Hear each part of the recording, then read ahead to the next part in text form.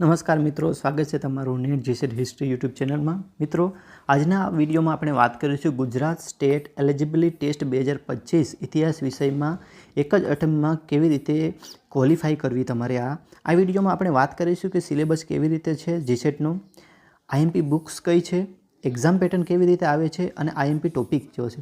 તો મિત્રો, આ વિડીયોને લાઇક કરો, શેર કરો અને સબસ્ક્રાઈબ કરો। મિત્રો, સૌથી પહેલાં આપણે વાત કરીએ સિલેબસની।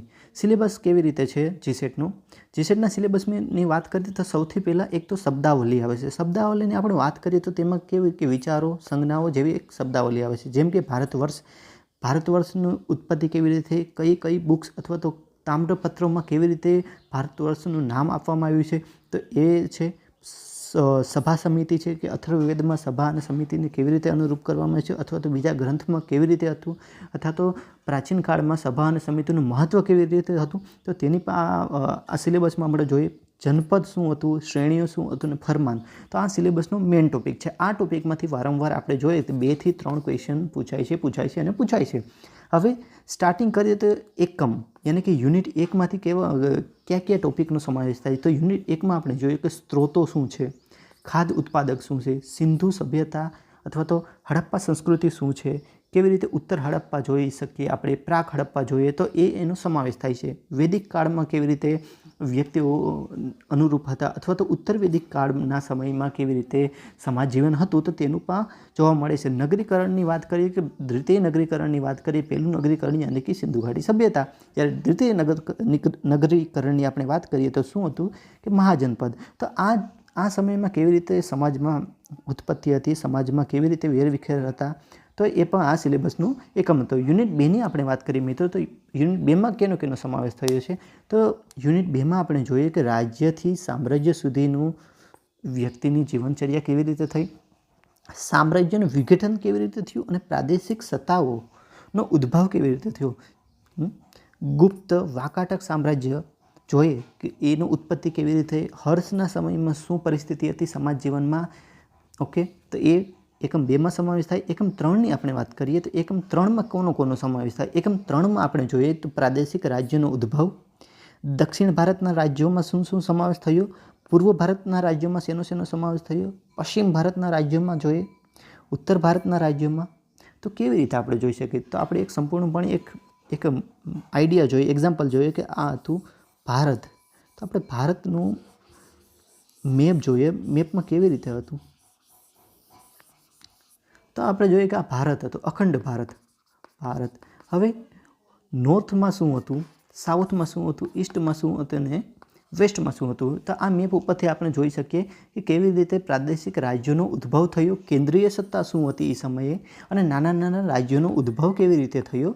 એવી રીતે કૃષિ અર્થવ્યવસ્થાનું એ સમયે શું પરિસ્થિતિ હતી, શું સાવ નબળી હતી કે એ સમયની આધુનિકતાની સાથે સંકળાયેલી હતી, વેપાર અને શહેરીકરણ કેવા હતા, શું વેપાર માટે શું આંતરિક વેપાર હતો કે બાહ્ય વેપાર પર ચાલુ હતો, કે બીજા દેશ સાથે, અરબો સાથે અથવા તો ઇન્ડોનેશિયા જોઈએ કે એવા ઘણા બધા દેશો સાથે વેપાર હતો કે નહોતો। એ પછી દિલ્હી સલ્તનત, એ એકમ 3માં સમાવેશ થાય। એકમ 4ની આપણે વાત કરીએ સિલેબસ પ્રમાણે, તો મધ્યકાલીન ભારતના સ્ત્રોતો કેવી રીતે હતા, આઈને અકબરી બુક કોણે લખી છે, એવા ઘણા બધા સવાલો આમાં જોઈ શકીએ। રાજકીય સિક્કાઓ છે, તામ્રપત્રો છે, તો એનો સમાવેશ થાય છે। મુગલ સામ્રાજ્યની પણ વાત કરી શકીએ, મુગલ સામ્રાજ્ય એ સમયે શું હતું, ઉત્તરવર્તી મુગલોનું શાસનકાળ આવ્યું ત્યારે ભારતીય સમાજ ઉપર કેવી રીતે અસર પડી। વિજયનગર સામ્રાજ્યમાં જોઈએ તો એક એનો કિંગ હતા કે કૃષ્ણકુમાર સિંહજી, એમણે પોતાનું વિજયનગર સામ્રાજ્યનો વિકાસ કેવી રીતે કર્યો। મરાઠા સામ્રાજ્ય એ સમયે કેવી રીતે ઉત્પત્તિ થઈ, અથવા તો એનું કેવી રીતે મુગલો સામે લડી અને આગળ આવ્યા। આપણે જોઈએ બહમની સામ્રાજ્ય અને વિજયનગર સામ્રાજ્યની પણ લડાઈઓ થઈ એકબીજા સાથે, તો એનો સમાવેશ એકમ 4માં થાય છે। એકમ 5ની વાત કરીએ તો એકમ 5માં આપણે જોઈએ કે અર્થવ્યવસ્થા એ સમયની કેવી હતી, શેરશાહ સૂરીએ મુગલ સામ્રાજ્યનું પતન કરી અને શેરશાહ વંશની સ્થાપના કેવી રીતે કરી। સલ્તનત અને મુગલ વ્યવસ્થા એ સમયે કઈ વ્યવસ્થા સાથે સંકળાયેલી હતી, ઘણી બધી એ સમયે આપણે જોઈએ છે કે મનસબદારી પ્રથાઓ પણ સમાજમાં જોવા મળી, તો એ સમયે કેવી હતી, કૃષિ સાથે કૃષકોની શું પરિસ્થિતિ હતી, ઉદ્યોગો એ વગેરેની બાબતો એકમ 5માં સમાવેશ થાય છે। એકમ 6ની વાત કરીએ તો એકમ 6ની વાત કરીએ કે સૂફી સંતો, ભક્તિ આંદોલન એ સમયે ભારતમાં કેવી રીતે આવ્યા, શીખોના જે 10 ગુરુઓ થયા, ગુરુ નાનક ની વાત કરીએ, ગુરુ ગોવિંદસિંહજીની વાત કરીએ, હરગોવિંદની વાત કરીએ, તો એ સમયમાં એને કેવી રીતે મુગલ સત્તાનો સામનો કર્યો અને શીખ ધર્મનો ફેલાવો ભારતમાં કર્યો, તો એની વાત પણ આ યુનિટ 6માં જોવા મળે છે. કલા અને સ્થાપત્યો, તો એ સમયમાં કલા અને સ્થાપત્યો ઘણી બધી થયા, તો એનો વિકાસ કેવી રીતે થયો, કયા કયા શાસકોએ તેનો વિકાસ કર્યો, એ યુનિટ 6માં જોવા મળે. યુનિટ 7ની વાત કરીએ તો યુનિટ 7માં આપણે જોઈએ કે બ્રિટિશ સત્તાનો ઉદય કેવી રીતે થયો, ક્ષેત્રીય રાજ્યો, 1857નો વિપ્લવ, એના કારણો, એના પરિણામો, એ બધાનો સમાવેશ એકમ 7માં થાય છે. બંધારણમાં ફેરફાર ક્યાંથી 1909થી લઈને 1915 સુધી થયા, એમાં ઘણા બધા સુધારા આવ્યા, મોડલે એક્ટ આવ્યો છે, તો એ બધાનો સમાવેશ યુનિટ 7માં થાય છે. યુનિટ 8ની વાત કરીએ આપણે કે ભારતમાં બ્રિટિશરો આવ્યા પછી ઉદ્યોગોની પડતી કેવી રીતે થયો, દુષ્કાળ વારંવાર પડતા રહ્યા, રોગચાળો થયા, જે આ બધાનું કારણ છે એ કૃત્રિમ છે કે પ્રાકૃતિક છે એ પણ સમજવું છે. એ યુનિટ 8માં છે. આદિવાસીઓ છે અને ખેડૂત ચળવળો, કે બ્રિટિશરોના ત્રાસથી ખેડૂતો અને આદિવાસીઓ જ્યારે કંટાળી ગયા ત્યારે બ્રિટિશ સત્તા સામે તેમને બળવા કેવી રીતે કરીએ, તો તેનો સમાવેશ પણ યુનિટ 8માં થાય છે. અને ભારતીય નવજાગૃતિની મિત્રો વાત કરીએ કે ભાઈ રાષ્ટ્રવાદી આંદોલનનો ઉદ્ભવ થયો અને દેશમાં કેવી રીતે પરિસ્થિતિ બદલાઈ, તો એનો સમાવેશ એકમ 8માં થાય છે. એકમ 9ની વાત કરીએ કે ભારતીય રાષ્ટ્રીય આંદોલન કેવી રીતે ચાલુ થયું, ભારતીય રાષ્ટ્રીય કોંગ્રેસની 1885માં સ્થાપના થઈ, સ્થાપના પછી કેવા રાષ્ટ્રવાદી નરમ દળ અને ગરમ દળ વચ્ચે જે બનાવો બન્યા, કેવી રીતે રાષ્ટ્રીય કોંગ્રેસના ભાગલા પડ્યા સુરત અધિવેશનમાં, તેનો સમાવેશ આમાં થાય છે. ગાંધીના આંદોલનો એ સમયમાં કેવી રીતે ઉગ્ર બન્યા અને ભારતીય રાજકારણમાં તેનો કેવી રીતે સમાવેશ થયો તેની પણ વાત, અને કોમવાદી રાજકારણ, એ બધાની વાત એકમ 9માં કરવામાં આવી છે જીસેટના સિલેબસ મુજબ. યુનિટ 10ની આપણે વાત કરીએ કે એકમ 10ની વાત કરીએ તો એ આખું હિસ્ટોગ્રાફી, ઇતિહાસ લેખનને આપણે હિસ્ટોરિયોગ્રાફી કહેવામાં. ઇતિહાસ લેખનમાં કઈ કઈ બાબતનો સમાવેશ થયો, તો ઇતિહાસ લેખન એટલે શું, કેવી રીતે કરી શકાય, પ્રાઇમરી સોર્સ શું છે, સેકન્ડરી સોર્સ શું છે, કયા કયા જે પદ્ધતિઓ છે એ આલેખવામાં આવે છે, સંશોધનની પદ્ધતિઓ કઈ કઈ છે, પછી તેના ઇતિહાસકારોની વાત કરી કે રાંકે છે, ટોયનબી છે, હેરોડોટસ છે, થ્યુથીડાયસ છે, જે ઘણા બધા ભારતીય ઇતિહાસકારોમાં પછી ડીડી કોસાંબી છે, રણજીત ગુહા છે, જે ઘણા બધા ઇતિહાસકારોએ ભારતીય ક્ષેત્રે અને ભારતીય ઇતિહાસને કેવી રીતે પ્રદાન આપ્યું છે અને તેનું સાકાર બનાવવામાં મદદ કરી છે, તો તેનો આ બધો આમાં સમાવેશ થાય છે 10 યુનિટમાં. મિત્રો જો આમાં તો મેં શોર્ટમાં સમજાવ્યું છે સિલેબસનું, પરંતુ આપણે નેક્સ્ટ વિડીયોમાં આ સિલેબસને આપણે સંપૂર્ણપણે રીતે સમજશું. ઓકે, હવે વાત કરીએ કે એક્ઝામ પેટર્ન, દર વખતની જેમ એક્ઝામ પેટર્ન શું હોય છે, કે નવા જે વિદ્યાર્થી છે, સ્ટુડન્ટ છે, એને એક્ઝામ પેટર્નની ખબર નથી હોતી, તો એક્ઝામ કેવી રીતે હોય છે જીસેટની. આપણે જીસેટની એક્ઝામની વાત કરીએ અથવા તો નેટ, બંને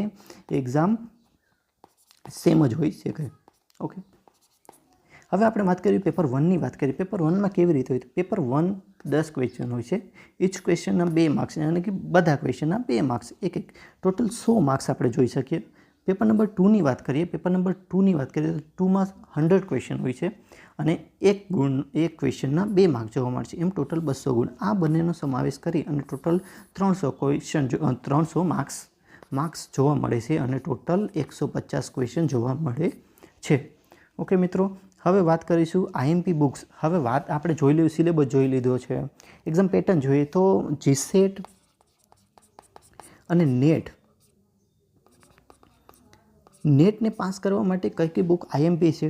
મેં એકવાર નેટ ક્લિયર કરી છે, એકવાર જીસેટ ક્લિયર કરી છે, તો મારા અનુભવથી હું કહી શકું છું કે કઈ બે બુક્સ છે એ બેસ્ટ હોઈ શકે છે. તો આપણે પ્રાચીન ભારતની વાત કરીએ તો પ્રાચીન ભારતમાં કઈ બુક સારી છે, તો એક વાત કરી શકીએ કે પ્રાચીન ભારતનો ઇતિહાસ નામની એક બુક છે, જે RS શર્મા જે ઇતિહાસકાર છે જે એમને લખી છે, તો આ બુકમાંથી પણ તમને સારું એવું કન્ટેન્ટ મળી જશે.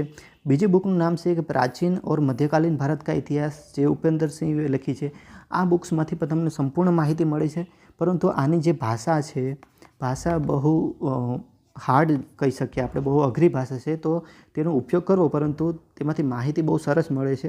બીજી બુક વાંચવાની તમને જરૂર નહીં પડશે. પછી એક બુક કરીને છે કેસી શ્રીવાસ્તવ, આ છે પ્રાચીન ભારત કા ઇતિહાસ તથા સંસ્કૃતિ. આ બુક પણ બહુ સારી છે, તેમાંથી પણ તમે સારું એવું કન્ટેન્ટ તમને મળી જશે. હજી એક બુક છે પપ્પુસિંહ પ્રજાપતિ કરીને પણ એક બુક્સ આવે છે, તે બુક્સ પણ બહુ સારી છે, તેમાંથી પણ તમને સંપૂર્ણ કન્ટેન્ટ મળી જશે. અથવા તો કોઈ કેન્ડિડેટ જે આપણે સ્ટુડન્ટ છે જે નવા છે તો 11th અને 12thની તમે NCERT પર તમે પ્રિફર કરી શકો છો તમારું બેઝિક ક્લિયર કરવા માટે. પરંતુ મને એવું લાગે છે કે તમે નેટની અને જીસેટની પ્રિપેરેશન કરો છો તો તમને ડાયરેક્ટ તમારા RS સરમાંથી અથવા તો KC શ્રીવાસ્તવથી તમે ચાલુ કરી શકો છો. હવે આપણે વાત કરીએ કે મિડાઇવલ ઇન્ડિયા માટે શું કરી શકાય. મધ્યકાલીન ભારતમાંથી શું છે, કેવી રીતે આવે છે. મધ્યકાલીન ભારતમાં ઘણી બધી બુકો છે, પરંતુ કઈ બુક તમારા માટે સારી છે અને કઈ કઈ બુકનું તમે ઉપયોગ સારી રીતે કરી શકો તો તેમાં સૌરવ ચોબે નામના એક ઇતિહાસકાર છે, તેની બુક આવે છે કે મધ્યકાલીન ભારત કા ઇતિહાસ. આ બુક પર બહુ સારી છે અને આમાંથી પણ ઘણા બધા ક્વેશ્ચન વારંવાર પૂછવામાં આવે છે. પપ્પુચી પ્રજાપતિ મેં એન્શિયન્ટમાં પણ કીધું, મિડાઇવલમાં પણ હું કહીશ આ બુક બહુ સારી છે. તમે આમાં બંને બુક બહુ સારી છે, પરંતુ એના પેજ થોડાક 500+ પેજ છે, તો તમે એ જોઈ લીજો તમને કઈ બુક સારી આવે. એમાં પણ મુગલકાલીન ભારત એ પછી આપણે વાત કરીશું વીડી મહાજન. વીડી મહાજનની પણ એક બુક છે મધ્યકાલીન ભારત કા ઇતિહાસ. સતીશચંદ્રની હું વાત નથી કરતો, કારણ કે સતીશચંદ્ર છે એ UPSCના કેન્ડિડેટ માટે છે, તે બહુ અંદરથી કન્સેપ્ચ્યુઅલ ક્લિયરિટી નથી. એક બુક છે હરિચંદ્ર વર્મા. આના 2 વોલ્યુમ આવે છે. આ 2 વોલ્યુમ પર તમે પ્રિફર કરી શકો જો તમારી કેવી કન્ડિશન હોઈ શકે. વરના આ 3માંથી ગમે એક બુક તો તમે પરચેઝ કરી લીજો. હવે આપણે વાત કરીશું મોડર્ન ઇન્ડિયા. મોડર્ન ઇન્ડિયામાં કેવી રીતે છે. મોડર્ન ઇન્ડિયામાં બાઇબલ કહી શકીએ આપણે કે ભાઈ સ્પેક્ટ્રમ વગર કોઈ ચાલતું નથી. UPSCના કેન્ડિડેટ વાપરે, GPSC જે કરે છે એ લોકો પણ આનું પ્રિફર કરે છે. તો તમે આધુનિક ભારત કા ઇતિહાસ છે એ સ્પેક્ટ્રમ તમે આનો ઉપયોગ કરી શકો. સ્પેક્ટ્રમની સાથે જો તમે પ્લાસી સે વિભાજન તક યાની કે શેખર બંદોપાધ્યાય જે ઓથર છે તેની બુક પ્લાસી સે વિભાજક તક, આ બુક અને આધુનિક ભારત કા ઇતિહાસ યાની સ્પેક્ટ્રમ બંને તમે વાંચી લો તો તમને આધુનિક ભારતમાં કંઈ પ્રોબ્લેમ નહીં આવશે એની ગેરંટી છે. એક બુક આવે છે યુવા ઉપનિષદ, ગુજરાતી ભાષામાં છે આ, તો આનો ઉપયોગ પણ કરી શકો. પરંતુ મને એવું લાગે છે કે આધુનિક ભારત પ્લસ પ્લાસી સે વિભાજન તક આ બુક બેસ્ટ રહેશે. હવે મિત્રો વાત કરીએ હિસ્ટોરિયોગ્રાફી યાની કે ઇતિહાસ લેખન. ઇતિહાસ લેખનમાં આપણે વાત કરીશું કે ઇગ્નુનું મટીરિયલ યાની કે ઇન્દિરા ગાંધી નેશનલ ઓપન યુનિવર્સિટીમાંથી પણ ઘણા બધા જે એની બુક્સ છે, જેમાં ઇતિહાસ લેખનની ઘણી બધી બુક છે, એનો તમે સમાવેશ કરી શકો. તે પણ બહુ સારું છે. કોઈ મોટી 400 પેજની ભારી ભરખમ બુક લેવાની જરૂર નથી. આમાંથી આપણે દર વખતે જોશું કે અથવા તો તમે PYQ જોવો તોય પણ તમને ખબર પડે કે 10 ક્વેશ્ચનની આસપાસ તમને જોવા મળે છે ઇતિહાસ લેખનમાંથી. તો તમે ઇગ્નુનું મટીરિયલ ઉપયોગ કરી શકો અથવા તો યુટ્યુબમાંથી પણ તમને આ જોવા મળે છે. અગર કમેન્ટમાં આવશે અથવા કમેન્ટ સેક્શનમાં આવશે તો હું આના 2 થી 3 લેક્ચરમાં આપણે ઇતિહાસ લેખન આપણે સંપૂર્ણ રીતે પૂરું કરી દઈશું, જે જીસેટના સંદર્ભમાં. હવે આપણે વાત કરીશું કે IMP ટોપિક કયા. દર વખતે આપણે જોયું, આપણે હમણાં પણ 2023ની વાત કરીએ, 2024ની વાત કરીએ અથવા તો 22ની વાત, વારંવાર ટોપિક કયા છે જે વારંવાર પૂછાય છે. તો સામાન્ય રીતે આપણે ટોપિકની જોઈએ તો પ્રાચીન ભારતમાં વાત કરીએ, પ્રાચીન ભારતમાં સિંધુ ઘાટી સભ્યતાનો ટોપિક દર વખતે 2 થી 3 ક્વેશ્ચન જોવા મળે છે. નવપાષાણિક કાળ છે, બહુ IMP ટોપિક છે. તેમાંથી પણ તેની સાઇટ્સ કે ક્યાં લોકેટેડ સાઇટ છે અથવા તો કેવી રીતે છે, તો એમાંથી પણ એક ક્વેશ્ચન તમને દર વખતે જોવા મળે છે, તો આ પણ કરવા. ઓકે, પછી ઋગ્વેદિક કાળમાંથી પણ તમને ક્વેશ્ચન જોવા મળે છે દર વખતે. ઉત્તરવેદિક કાળ, બૌદ્ધ ધર્મ, જૈન ધર્મમાંથી પણ 2 થી 3 ક્વેશ્ચન દર વખતે જોવા મળે છે. મૌર્ય કાળમાંથી જોવા મળે છે. ગુપ્ત કાળમાંથી અશોકના શિલાલેખોની આપણે વાત કરીશું, કેટલા શિલાલેખો છે, લઘુ શિલાલેખો ક્યાં છે, મહાન શિલાલેખો ક્યાં છે. આપણે સ્તૂપોની વાત કરીશું કે કેટલા સ્તૂપો છે, જનપદોની વાત કરીશું, મહાજનપદોની. તો એ બધા બહુ IMP ટોપિક છે, તેમાંથી 2 થી 3 ક્વેશ્ચન દર વખતે જોવા મળે છે. હર્ષવર્ધન કાળ, આ ટોપિક બહુ IMP છે. મધ્યકાલીન ભારતની વાત કરીએ આપણે તો એમાંથી કયા તો રાજપૂત યુગ બહુ IMP ટોપિક છે. ક્ષેત્રીય રાજવંશો જેમ કે પાલ છે, પ્રતિહારો અને રાષ્ટ્રકૂટ. દર વખતે જીસેટમાં પાલનો ક્વેશ્ચન હોય જ છે, એનો 1 માર્ક્સ તો તમે રોકડું માનીને ચાલો. સલ્તનત કાળમાંથી જોઈએ તો MBT, મોહમ્મદ બિન તુગલક અથવા તો ફિરોઝ શાહ તુગલકના ક્વેશ્ચન વારંવાર પૂછવામાં આવે છે. રજિયા સુલતાના એની વાત કરી લઈશું, અથવા તો ઇલ્તુત્મિશની તમે વાત કરો તો એ પણ બહુ હોટ ટોપિક છે કે જે વારંવાર પૂછવામાં આવે છે. મુગલ કાળમાંથી વાત કરીએ કે મનસબદારી પ્રથા, મનસબદારી પ્રથાની પર તમે વાત કરી શકો તો એ પણ બહુ હોટ છે. ઔરંગઝેબની વાત કરો અથવા તો ચિત્રકલા વારંવાર પૂછવામાં આવે છે. 2-3 વર્ષોમાંથી તો બહુ જ ક્વેશ્ચન પૂછવામાં આવે છે. વહીવટતંત્ર કેવી રીતે હતું તો તેનું પણ પૂછવામાં આવે છે. વિજયનગરની વાત કરીએ અથવા તો બહમની સામ્રાજ્ય કેવી રીતે કૃષ્ણદેવરાયે શાસન કર્યું અથવા તો હરિહર અને બુક્કાએ જ્યારે વિજયનગરની સ્થાપના કરી તે સમયની પરિસ્થિતિ કેવી હતી અથવા તો એ ઘણું બધું એ છે જે પૂછવામાં આવે વારંવાર. અને આપણે વાત કરીએ સ્થાપત્ય તો સ્થાપત્યમાં પણ ઘણા બધા કે આ સ્થાપત્ય ક્યાં આવ્યું છે અથવા તો એને જોડકા સ્વરૂપે પણ તમને આમ પૂછી લે છે. તો આ બધા આઈએમપી ટોપિક છે. હવે આપણે વાત કરીશું આધુનિક ભારતમાં કયા કયા ટોપિક જે આઈએમપી છે. આધુનિક ભારતની વાત કરીએ તો કંપનીઓનું આગમન, કેવી રીતે કંપનીઓ વારંવાર ભારતમાં આવી અને તેની ક્રોનોલોજી પૂછે છે તો એ પણ આઈએમપી ટોપિક છે. અથવા તો ભારતના ગવર્નર જનરલની જે ક્રોનોલોજી છે એ પણ પૂછે છે. એ સમયના ક્ષેત્રીય રાજ્યોની કેવી રીતે પરિસ્થિતિ હતી તેમાંથી પણ વારંવાર પ્રશ્ન પૂછવામાં. 1857નો વિપ્લવ અને કોંગ્રેસની સ્થાપના 1885માં. તો આ ક્વેશ્ચન પર વારંવાર 2-3 માર્ક્સ તમને જોવા મળે છે. આમાંથી રાષ્ટ્રીય આંદોલન જોઈ લઈએ. રાષ્ટ્રીય આંદોલન જ્યારે ગાંધીજી આવ્યા અને ગાંધીજી અને અનેક નેતાઓ કેવી રીતે તેમાં પરિવર્તન લાવ્યા. જવાહરલાલ નહેરુની વાત કરીએ કે ભીમરાવ આંબેડકરજીની વાત કરીએ કે એ લોકો કેવી રીતે પરિસ્થિતિને જે સમયે સંભાળી છે. સરદાર વલ્લભભાઈ પટેલનું શું મહત્ત્વ જોવા મળ્યું. તો એ રાષ્ટ્રીય આંદોલનની આખી પ્રવૃત્તિ વારંવાર ટોપિક જોવા મળે છે અને 2-3 ક્વેશ્ચન એમાંથી પણ જોવા મળે. સામાજિક અને ધાર્મિક સુધાર આંદોલન, જેમ કે બ્રહ્મ સમાજની સ્થાપના થઈ છે. સ્વામી વિવેકાનંદે કયા ધર્મની સ્થાપના કરી તો એ બધા ટોપિક વારંવાર જોવા મળે છે. અનેક સમિતિઓ છે તો એ પણ જોવા મળે છે. ભારતીય બંધારણની કામગીરી કઈ રીતે કામગીરી થઈ છે, કઈ સમિતિઓની સ્થાપના થઈ છે, રાજ્ય પુનર્ગઠન આયોગ શું હતો, ભાષાકીય કેવી રીતે જે સ્ટેટ છે તેની અલગ અલગ પરિસ્થિતિ હતી તો એ પણ વારંવાર જોવા મળે છે.